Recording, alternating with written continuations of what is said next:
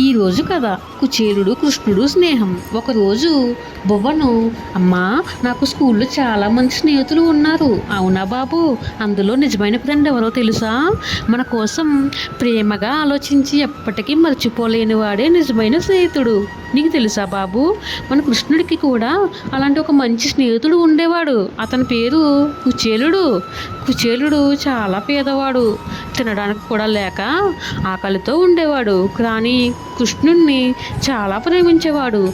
ఒకరోజు అతని భార్య ఇలా అంది, మీ చిన్ననాటి స్నేహితుడు కృష్ణుడు ఇప్పుడు రాజయ్యాడు కదా, ఒకసారి కలవండి స్వామి, మన కష్టాలు చెప్తే కృష్ణుడు మనకు సహాయం చేస్తాడేమో.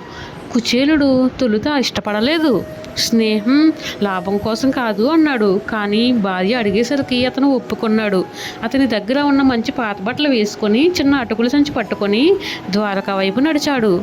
రాజభవనంలో కుచేలుడు వచ్చాడని విన్న కృష్ణుడు పరిగెత్తుకుంటూ వచ్చి తన స్నేహితుడిని హత్తుకొని కాళ్ళు కడిగి అతన్ని తన సింహాసనంపై కూర్చోబెట్టాడు. కృష్ణుడు అటుకుల సంచి చూసి, ఇవి నా స్నేహితుడు ప్రేమతో తెచ్చినవి అంటూ ఆనందంగా తిన్నాడు. తిరిగి ఇంటికి వెళుతున్న కుచేలుడు తన కష్టం ఏమీ కృష్ణుడికి చెప్పలేదు. కానీ ఇంటికి వెళ్ళగానే కుచేలుడు ఆశ్చర్యపోయాడు.